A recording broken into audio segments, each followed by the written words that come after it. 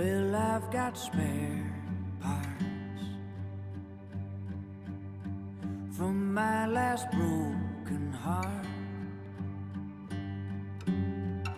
Somehow more than what I had to start.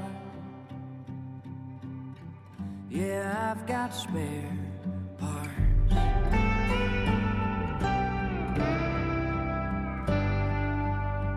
I tried to fix it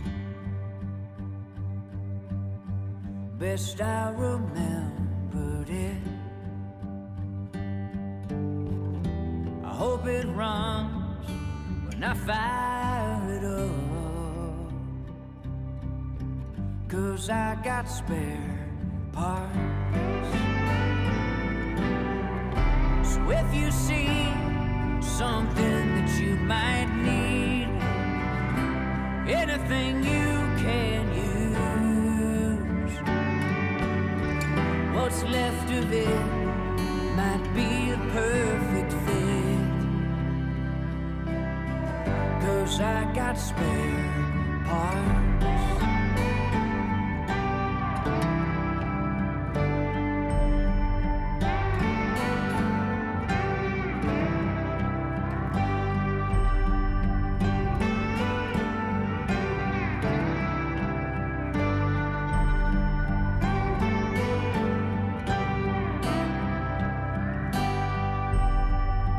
Took a piece of you, like lovers often do. I'll try to make it good as new, 'cause I got spare parts. So if you see something that you might need, anything you can use, what's left of it might be the perfect fit, 'cause I've got spare parts. What's left of it might be the perfect fit, 'cause I've got spare.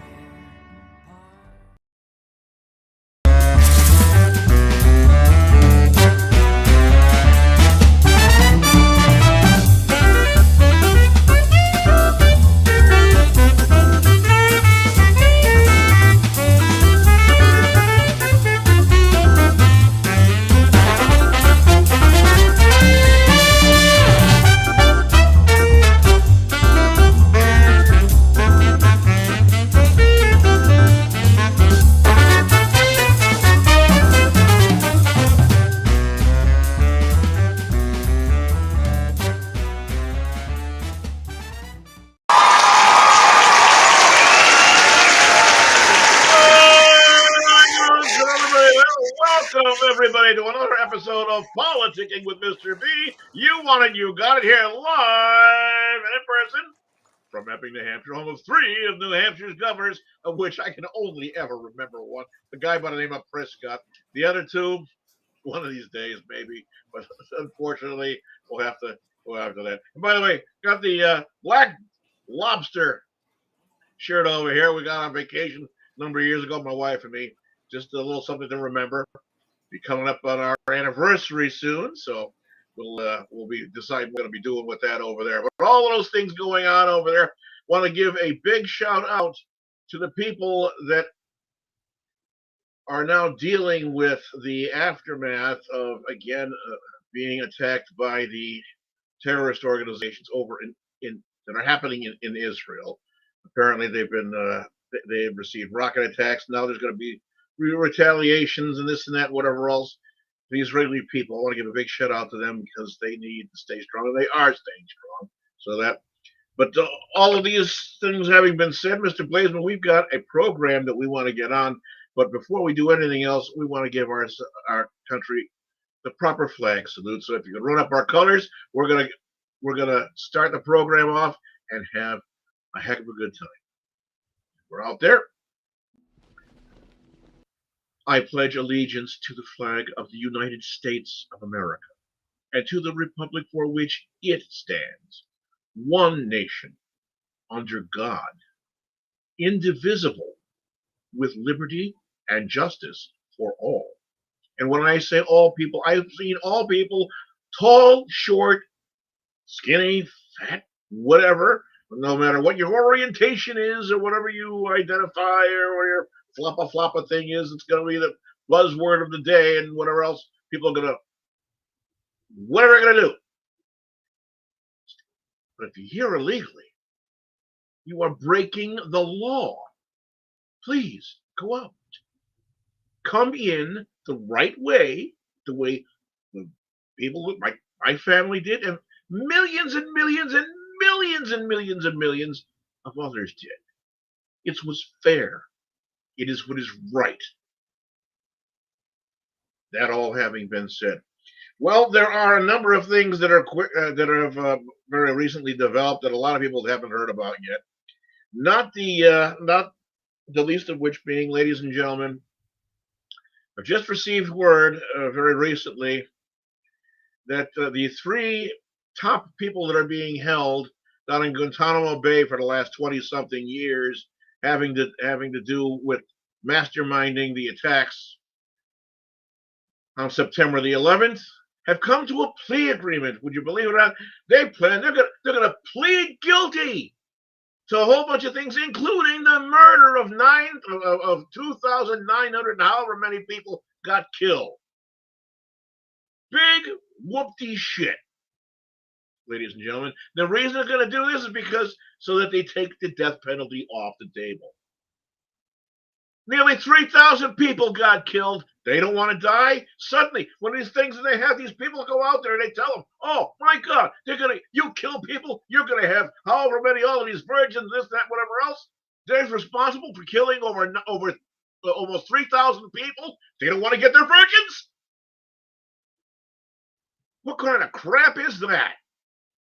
I have no idea, ladies and gentlemen, why this is going on like this. I am beyond beside myself, as should be every other upstanding, right-minded American citizen at this point. These people they didn't just sucker punch us. They created mass terror. There are thousands and thousands of American people and people around the world that are suffering from post-traumatic stress disorders, who've lost their jobs, lost their friendships, lost their families. And these three sons of bitches down in Gitmo are going to get off the hook to sit around and getting three hots in a cot for the rest of their lives? Oh, they're going to be stuck on Gitmo for the rest of their lives. Who gives a fiddler's shit?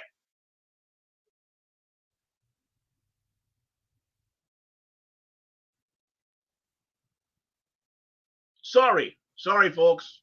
This one kind of caught me a little off guard, and I really have 0% tolerance for this crap. Where is this going to go? I don't know. What I would love to see is they have this plea agreement and so forth and whatever else. And the judge sits and looks at it and says, "You know what?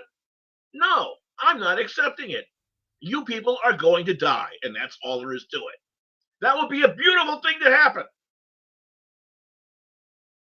Remains to be seen. And these people are going to be held captive, and they're going to be fed and whatever else. Probably, if it goes on for years with this appeal and that appeal and this thing and all of the legal and jockeying. What's going to happen? What's going to happen?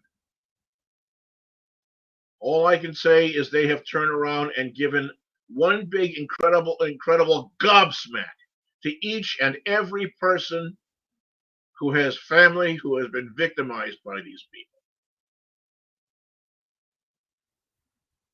Think of all the children that grew up without this parent or that parent or a sibling. Everywhere you turn, you still find people that were somehow or another impacted.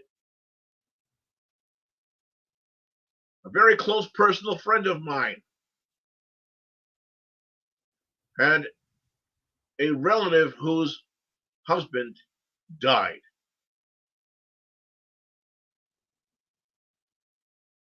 I had a fellow that I was very friendly with, that I knew was a customer of mine for years. Gone. Their newborn child would never see that father again.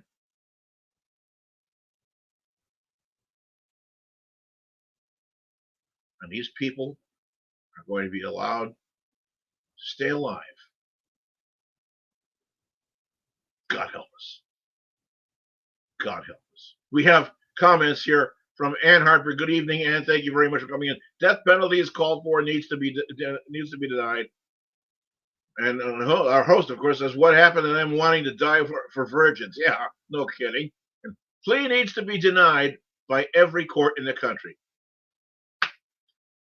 Great. Ladies and gentlemen, 508-974-4231. Call in. We want to hear what you have to say about this.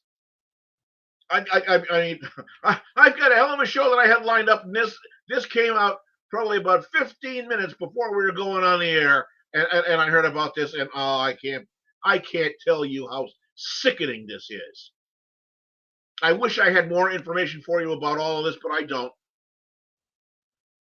All I know is what I've heard, what came over the news lines. Okay, all right. All of that having been said, ladies and gentlemen, we have it sounds a really strange thing. It says, what language is Karmala? Well, that's a really good question that I'm asking. What language is Karmala?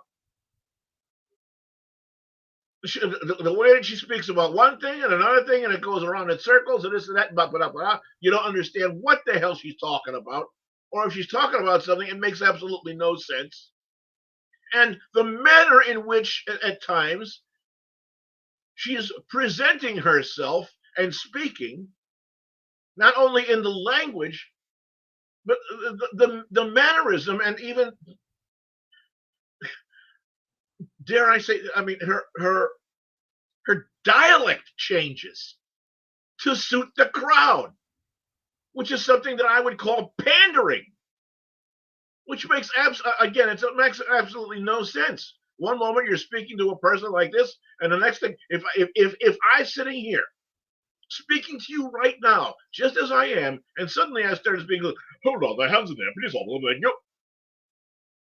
would that make a lot of sense to you? Doesn't make any sense to me either. No, but okay, we've got some video for you to watch. There's things. Please, we got Mr. Blazeman. If you've got video number 1, please. It's going to be. I think we've got about a 6 or 8 minute video. Could you go ahead and get that up there and roll that for us, please? I hope you've got that ready in the queue. And by the way, ladies and gentlemen, thank you very much to our engineer, Mr. Blazeman.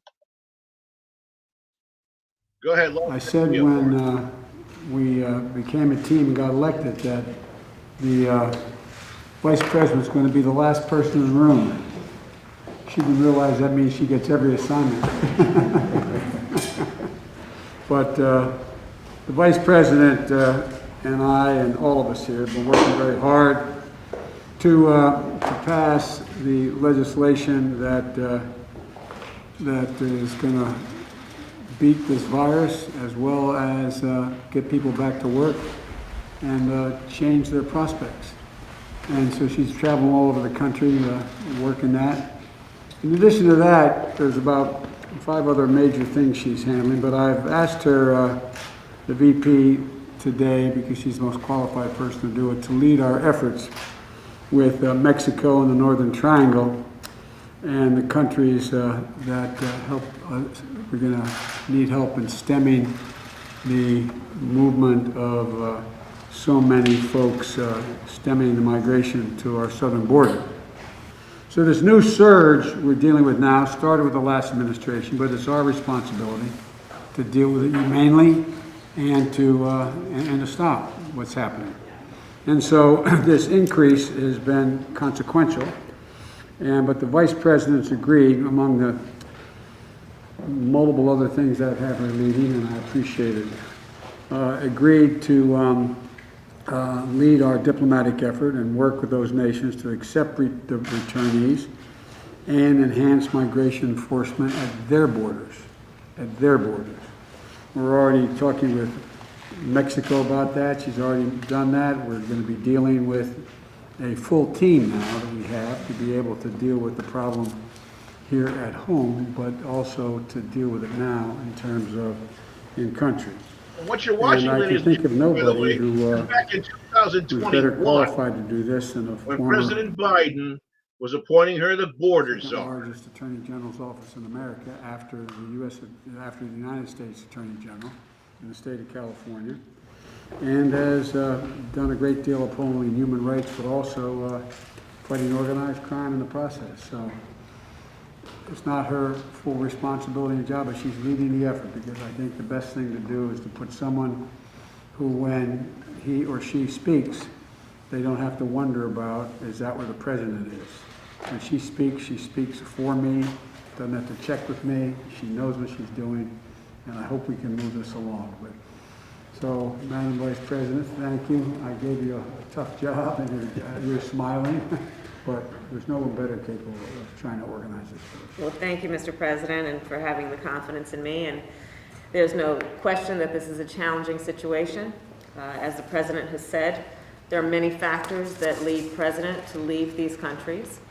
And while we are clear that people should not come to the border now, we also understand that we will enforce the law, and that we also, because we can chew gum and walk at the same time, must address the root causes that cause people to make the trek, as the President has described, to come here. Hold the video, please, And I Mr. look Glazeman, forward for a moment. to engaging. Did I just hear right? Did I just hear right? Did she just say we could shoot them and walk at the same time? Is that what we? Could you wind that back a little bit, if possible, so we can hear that quote again, please? That cause people to make the trek, as the President has described, to come here. And I look forward to engaging in diplomacy with government, with private sector. We also understand that we will enforce the law, and that we also, because we can chew gum and walk at the same time, must address the root causes. Shoot them and walk at the same time. The trek, as the President has described, to come here. And I look forward to engaging in diplomacy with government, with private sector, with civil society, and the leaders of each in El Salvador, Guatemala, and Honduras to strengthen democracy and the rule of law and ensure shared prosperity in the region. We will collaborate with Mexico and other countries throughout the Western Hemisphere. And as part of this effort, we expect that we will have collaborative relationships to accomplish the goals the President has and that we share. I also look forward to working with members of the Congress who I think share our perspective on the need to address root causes for the migration that we've been seeing. And needless to say, the work will not be easy, but it is important work. It is work that we demand, and the people of our countries, I believe, need to help stem the tide that we have seen. Okay, by the way, thank you very much for WPRI in Rhode Island for that clip, which came off, which is out there in the internet and on the web. This was found also on YouTube. All of the things that Kamala Harris had mentioned and espoused as that they were going to be doing with making these collaboratives and this and that, blah, blah, blah, blah. Has anybody seen any of this done? In the 3 years plus since this was all laid out, has anybody seen any of this done? Does anybody even understand half of what it is that she said that they were going to do? 508-974-4231. If you've got an answer, because I can't figure this out. In all of this time, what we've been paying attention and waiting, have not seen any of this at all come to fruition. All just cha-cha-cha, cha-cha-cha, cha-cha-cha. And anytime someone asks about what she's done with the border or this, that, whatever else, she talks in circles, or sometimes even Lester Holt was interviewing her and had asked her, have you been to the border? And she, no. Well, no, you haven't. And she laughed and giggled and this and that, and then snapped and quicked and whatever the way around it. So for someone who's been appointed or directed by the president, who was the commander-in-chief, who gives an order to his second to do something, what has she done? She has zero. She has failed in this miserably. I cannot, for the life of me, and by the way, thank you, Ann. No, yes, that's correct. I cannot for the life of me understand or entertain the thought of why someone would reasonably believe that this person is ready to be president of the United States. Mr. Blazeman, do you have the second video in queue? If you do, if you could, let's go ahead with this. I think it's very important, as you have heard from so many incredible leaders, for us at every moment in time, and certainly this one, to see the moment in time in which we exist and are present, and to be able to contextualize it, to understand where we exist in the history and in the moment as it relates not only to the past but the future. Is she speaking to a group or casting a spell? That was some circuitous incantation to say the very least, and waving her hands around like this and that and whatever else. She's doing a damn floor show, and said absolutely nothing. This is the mark of a person that is going to turn this country into or I should say, continue the image of this country as a laughingstock for the world. We are not respected for this. This does not bring any honor or dignity to our country. Lord knows we've all heard the other things about the same type of thing. She'll start talking about something and speak around and walk around a circle like a kid walking around a Christmas tree, but not understanding that there's presents in the box.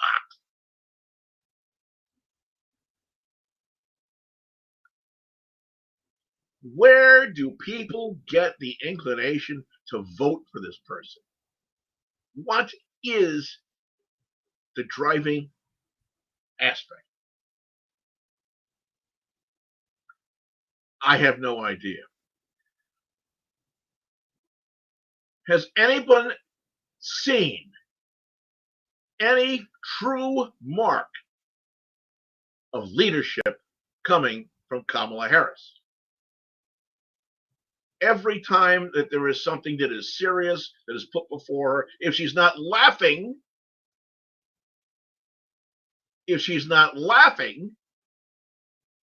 she's talking in circles or speaking gibberish or doing a combination thereof both.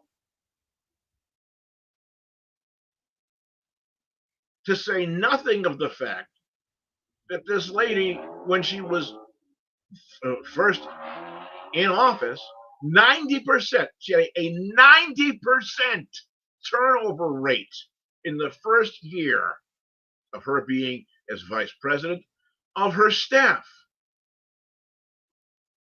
9 out of every 10 people left. This does not sound like someone who is presidential material. That I have to say. All right. What we're going to do is we're going to be taking a break in a couple of minutes here. and we'll be going. But before we do that, we've got some other videos that come up. And I want to invite the people, please, by all means, get ready to call in 508-974-4231. We want to hear from you. Hear what you have to say. If you're pro, I want to hear it. If you're against, I want to hear it. Whatever it is. We welcome all people here and Politicking with Mr. B. All right. We're going to take a break. We'll be back in probably about 4.5 minutes or so, something like that. I'm Mr. B. I'll see you in a few minutes. Take care. Mr. Blazewood, take it away. My name is Steven, your Public Relations Officer at FFN Media Network. We believe that every story deserves to be heard. Every voice deserves to be amplified, and every idea deserves to shine. As a small media company, we are committed to creating a platform where content creators, visionaries, and changemakers like you can thrive. You might say to yourself, why do we need FFN Network? Well, let me tell you what we can do for you. 1. Our mission is simple: empower, elevate, and engage. We are not just another media outlet. 2. Our producers will help you build your show, add content, and put you on 15 different platforms. 3. We help you promote your show. Whether it is through captivating articles, thought-provoking videos, or inspiring podcasts, we are here to help you make a difference. What sets us apart? At FFN Media Network, we embrace hard work. Our team of talented producers and creators come from all social classes, ensuring that our content reflects a rich tapestry of experiences, cultures, and viewpoints. Join the FFN team. Join FFN Media Network and be part of a community that celebrates creativity, authenticity, and positive impact. Let us amplify your voice and share your story on FFN Network and with the world. Get to know our founder, Blaise St. Pierre, the new guy in the media industry. So if you have a great idea for a show or a business and want to place an ad on FFN Network, give us a call at 774-704-5145 or email us at ffnnetwork9@gmail.com and join the FFN Network family. Thank you. FFN Network.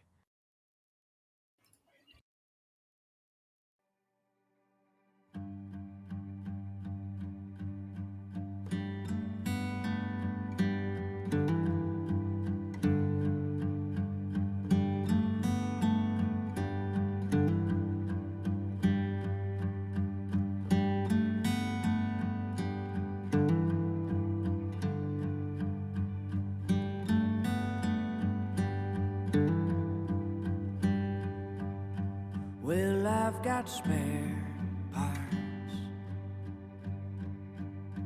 from my last broken heart. Somehow more than what I had to start. Yeah, I've got spare parts.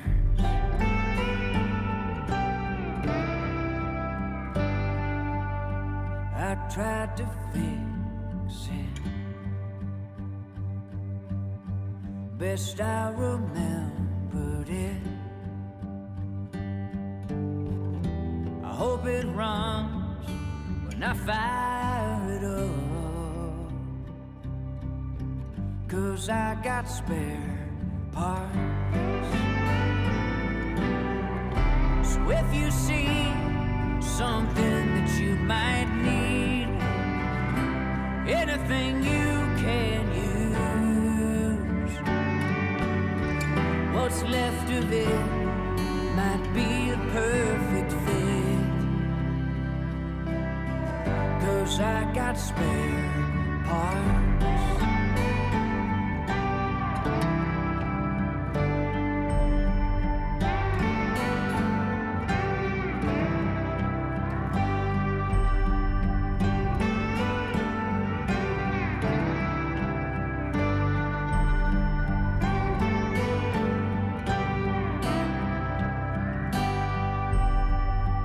Took a piece of you,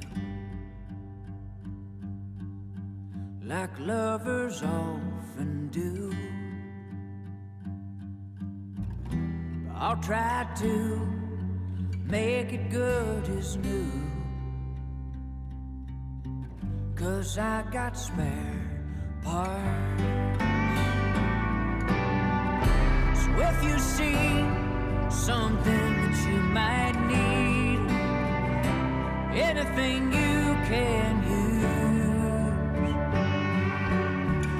what's left of it might be the perfect fit. 'Cause I've got spare parts.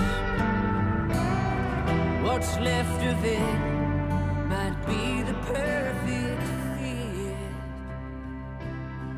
'Cause I've got spare parts.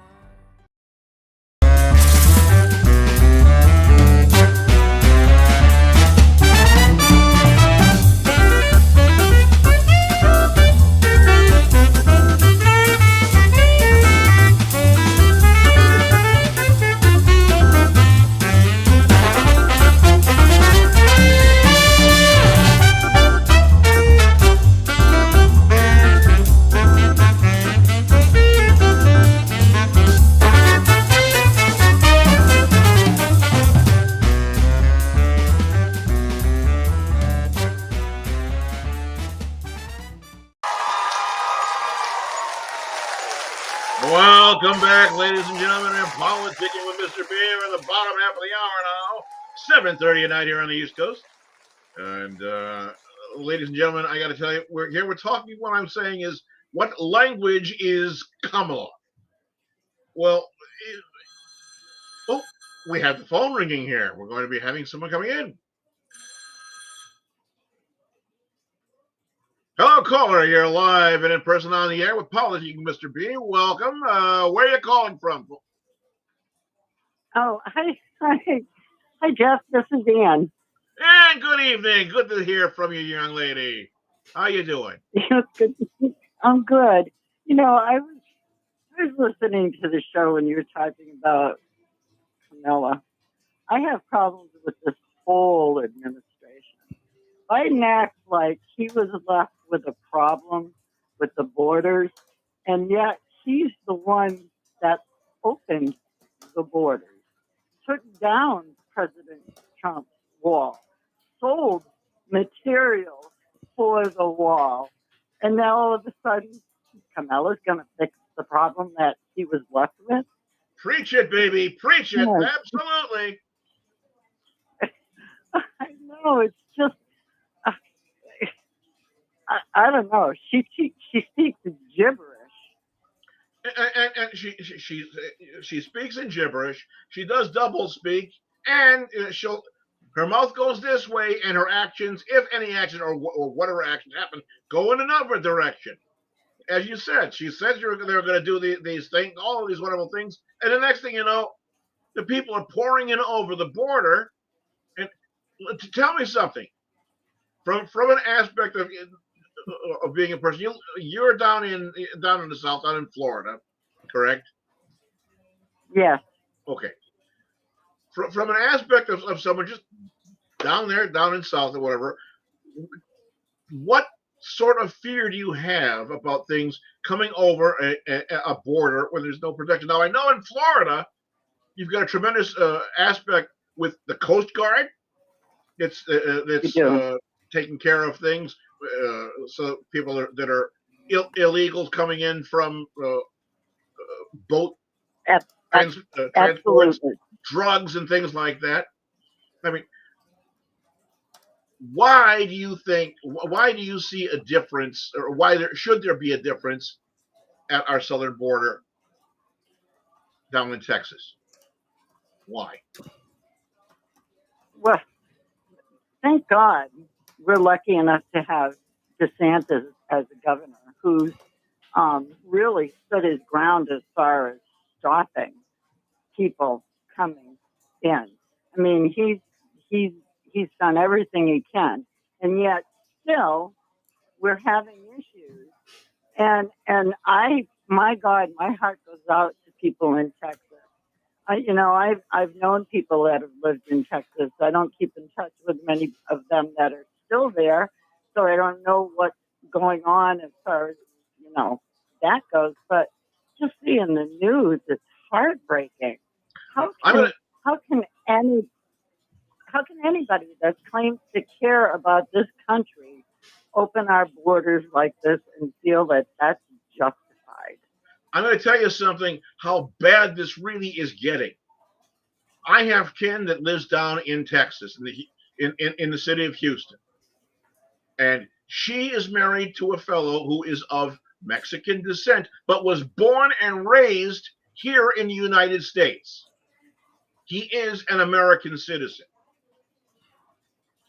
And recently, where they both work together, where they work, there was someone who walked up to my cousin and told her, go back where you came from. Oh, and and I didn't unfortunately, understand that. There is that kind of sentiment. This yeah, people are so fed up with the things that are going on, they will look at anybody and just treat them as though that they are criminals. They treat them as though they think they're illegal aliens or whatever. It is really getting bad. They have done no service to this country, and for this person now to be vying to become president of the United States. What are your thoughts? Please tell me. oh well, it can't happen. God forbid.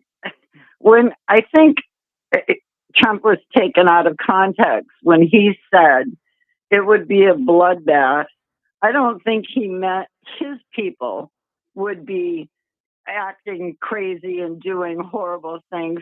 I think he meant it would be a bloodbath by all the illegals that are getting in here and causing so much havoc.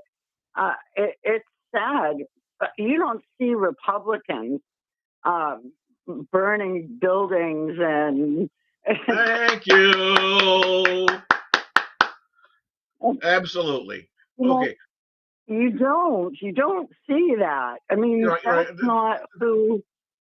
They're not rioting. They're not burning buildings. They're not going out creating rapes and murders and doing Exactly. all these things.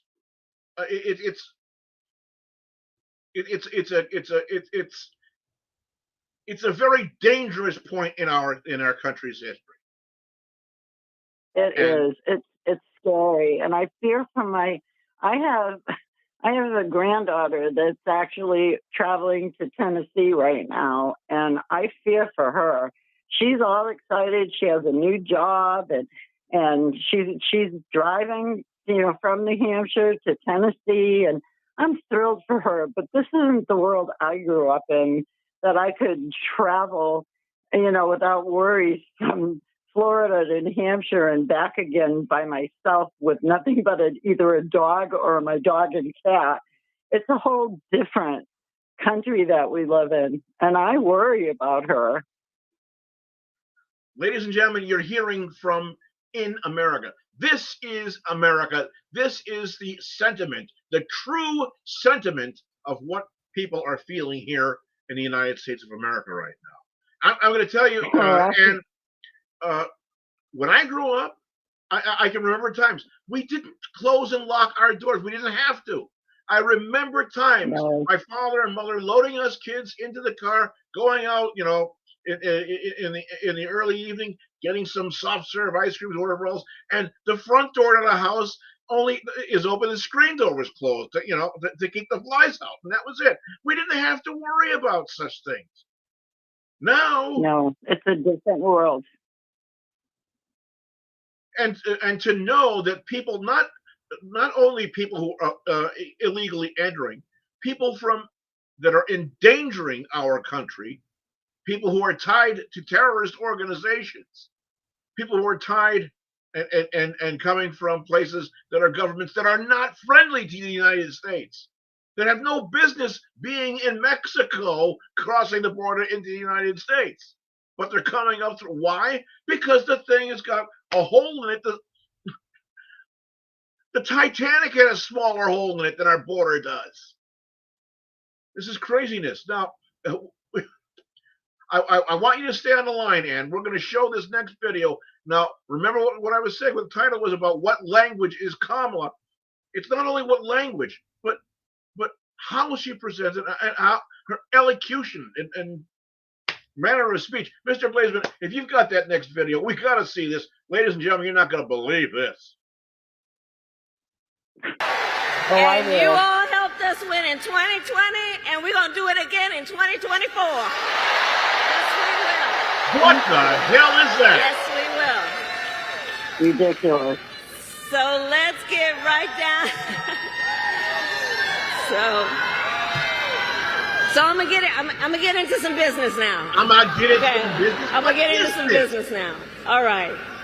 So Georgia, as many of you know, and you all helped us win in. What the hell did we just see? I mean, the woman is educated. She knows how to speak, and then this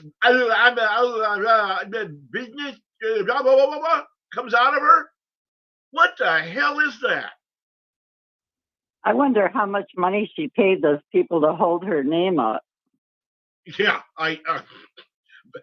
excellent question. That would be something. There's and to say nothing of what the mass media people are doing. They're freight training her just like they freight trained Barack the Wonder Schmuck. Kamala Harris is a person who was born, bred, and raised here in the United States. She was apparently well educated, although for whatever reason couldn't pass the bar exam. I know it's a difficult thing, and there are a lot of people who go through things, and many people don't pass that. But for whatever reason, if you can't pass the bar exam, how good of a president are you going to be? How good of a president are you going to be? Well, all right. It's obvious. I know. All right, Ann, I want to thank you very much for calling in and spending your time with us. I hope you continue to watch, bring some friends, and we'll talk with you again real soon. Thank you so much for calling in. We'll talk to you later, okay? You're welcome, and God bless you guys. Thank you. God bless you too, sweetheart. Take care. Have a good night. Ladies and gentlemen, it was Ann Hartford calling in from down in Florida. Great lady, very, very nice, wonderful friend, and a true, nice, genuine, good egg of a person. I've known the lady now for quite a while, and she's quite a staunch supporter and very right-minded. So, ladies and gentlemen, you've now seen all these things. So, what is this language of Kamala? She talks in circles. She uses English language words or whatever else, but doesn't make any sense. And then starts talking like something out of a museum for low rent. I don't know. When you come up with it, it's disgusting. It's absolutely confounding, to say the very least.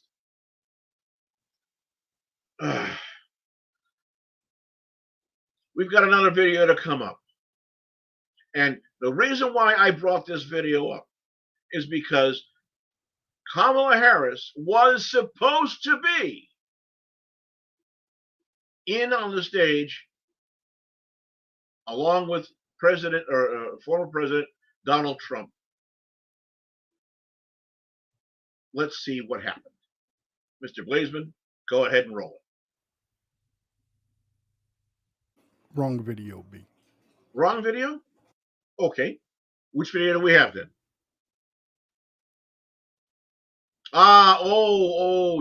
Yes. Okay. Ladies, go ahead. Roll this one, and then we'll see that next.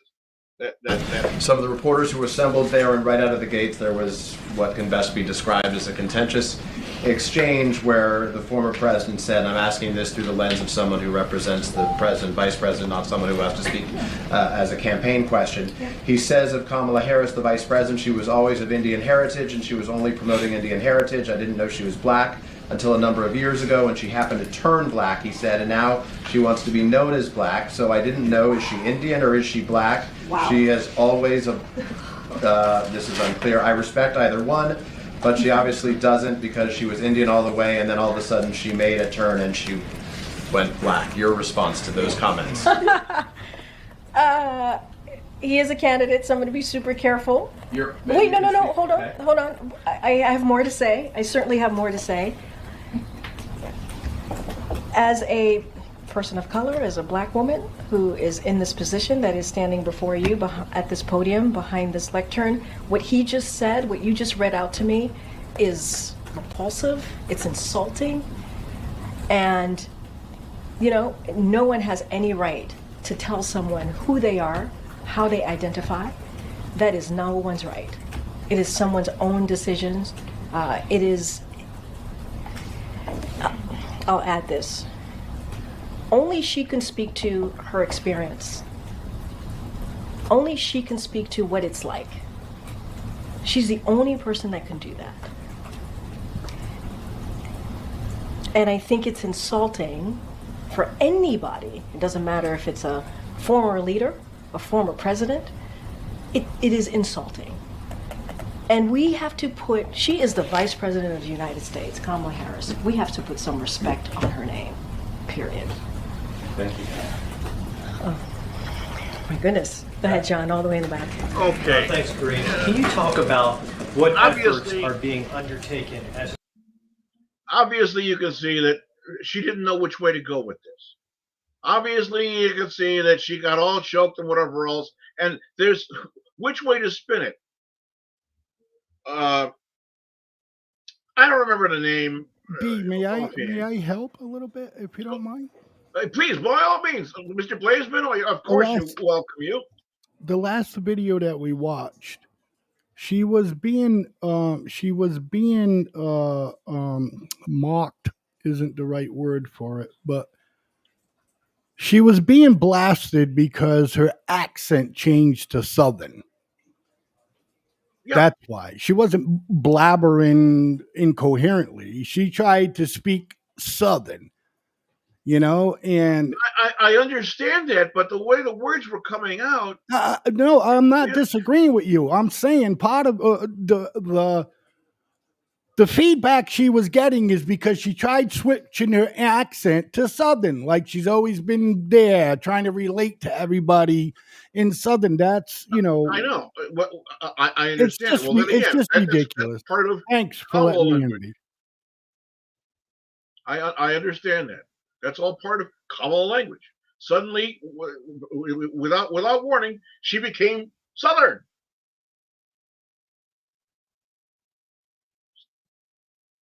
Okay. Well, I can talk with a Southern boy style voice too, if you like. Oh, look at me. Colonel Mr. B up here, folks, ladies and gentlemen. Hell yeah, I'm going to sit here and talk about Kamala. Well, bull, I say bull, my weevil. Absolutely. It doesn't mean that I'm Southern. I can stick feathers all over my body. It doesn't turn me into a hawk. What?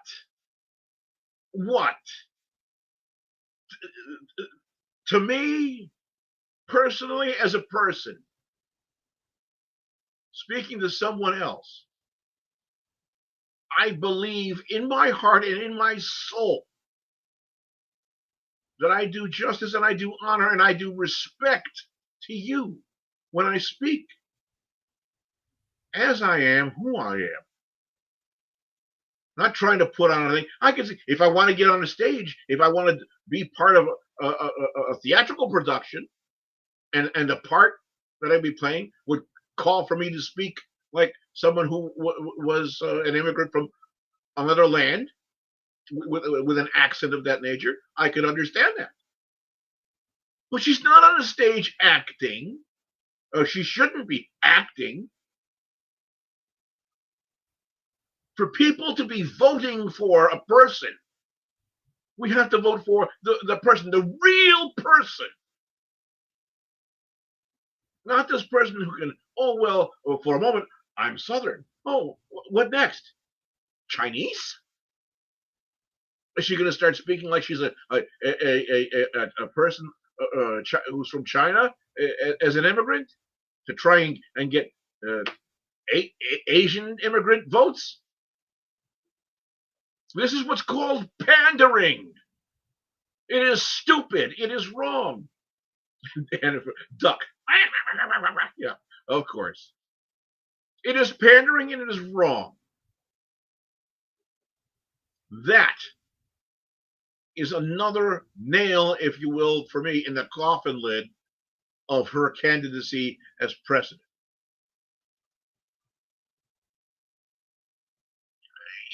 In my wildest dreams, in my wildest imagination, I cannot possibly ever think that I could ever conceive of the thought that there would be a person running for president, being put forward as the frontrunner for president of a party who did not receive one electoral vote.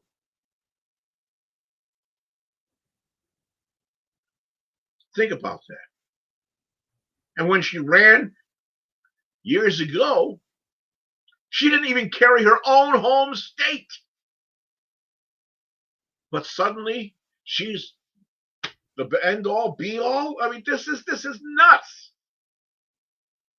Truly, we have stepped through the looking glass. Truly, we are walking in the twilight zone. Mr. Blazeman, we've got that nice video. If you got that set up for us, can you bring that in for us, please? A lot of people did not think it was appropriate for you to be here today. You have pushed false claims about some of your rivals, from Nikki Haley to former President Barack Obama, saying that they were not born in the United States, which is not true. You have told 4 congresswomen of color who were American citizens to go back to where they came from. You have used words like animal and rabid to describe black district attorneys. You've attacked black journalists, calling them a loser, saying the questions that they ask are, quote, stupid and racist. You've had dinner with a white supremacist at your Mar-a-Lago resort. So my question, sir, now that you are asking black supporters to vote for you, why should black voters trust you after you have used language like that? Well, first of all, I don't think I've ever been asked a question in such a horrible manner. First question. You don't even say, hello, how are you? Are you with ABC? Because I think they're a fake news network, a terrible network. And I think it's disgraceful that I came here in good spirit. I love the black population of this country. I've done so much for the black population of this country, including employment, including opportunity zones with Senator Tim Scott of South Carolina, which is one of the greatest programs ever for black workers and black entrepreneurs. I've done so much, and and I say this, historically black colleges and universities were out of money, they were stone cold broke, and I saved them, and I gave them long-term financing, and nobody else was doing it. I think it's a very rude introduction. I don't know exactly why you would do something like that. And let me go a step further. I was invited here, and I was told my opponent, whether it was Biden or Kamala, I was told my opponent was going to be here. It turned out my opponent isn't here. You invited me under false pretense. And then you said, you can't do it with Zoom. Well, where's Zoom? She's going to do it with Zoom, and she's not coming. And then you were half an hour late. Just so we understand, I have too much respect for you to be late. They couldn't get their equipment working or something was wrong. Mr. President, I would love if you can answer the question on your rhetoric and why you believe that black voters should trust you with another 4 I years. have been the best president for the black population since Abraham Lincoln. That's my answer. Better than President Johnson, who signed the Voting Rights Act? And for you to start off a question and answer period, especially when you're 35 minutes late because you couldn't get your equipment to work in such a hostile manner, I think it's a disgrace.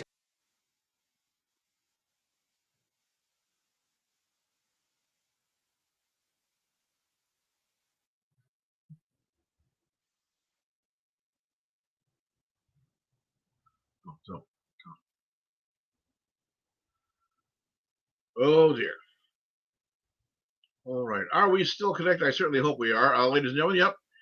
All right. Well, okay. I thought I had lost my connection. Thank the Lord. Yeah, ladies and gentlemen, there's a term that's used usually by attorneys in the courts called res ipsa loquitur, which means the thing speaks for itself. And when Kamala Harris speaks for herself, I don't know anybody who can really rightly understand So all of these things that you're being told and you're being fed by the mainstream media, saying how wonderful Kamala Harris is and how much money she's raised and how much this person, that person's endorsing him, blah, blah, blah, blah, blah. It's all propaganda. It's all flash.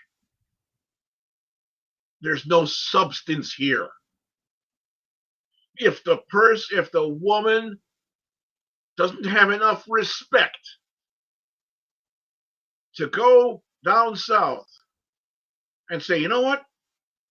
I'm not from down south, but I support you and I will work for you and I will do what I can to make better your lives. But you have to lie. You have to act. You have to fake. You have to cheat. Is this the mark of a president? How much more are we going to have to tolerate? Shades of St. Patrick, ladies and gentlemen, where in the world are we going to be if this woman is elected president and the shit really hits the fan?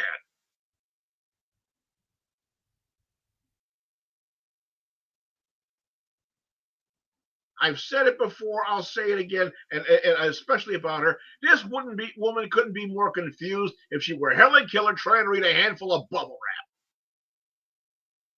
President, there's no substance, there's no reason, there is no justification for putting this person, reasonable justification, for putting this person in the office of president. Just look at the way, if you think it's confusing and strange and weird and odd about the way this woman talks, wait and see. All right, all of that having been said, I want to thank you all very much for watching. I sincerely hope that you've enjoyed this. I do wish that more persons would pick up the phone, call in, and talk with us. But I want to say Mr. Blazeman has done a remarkable job. I want to thank you very, very much. We had our own technical difficulties and so forth, and I had some strife of my own in my life getting this show together tonight. But we got it all, and the reason why is because the man who's behind the curtain, Mr. Blazeman, want to thank you very, very much.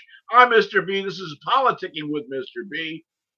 Oh, hi, Sarah. I'm from Turkey. Well, thank you very much. Welcome. Glad to see you. We're just about ready to sign off, but hello to you, sir or madam from Turkey. Glad to know you. Glad to see you. Hope you'll come back and watch again some more. I'm Mr. B. Politicking with Mr. B is a wonderful show. I thank you very much. We'll see you all again next week. Same time, same channel. Bye-bye.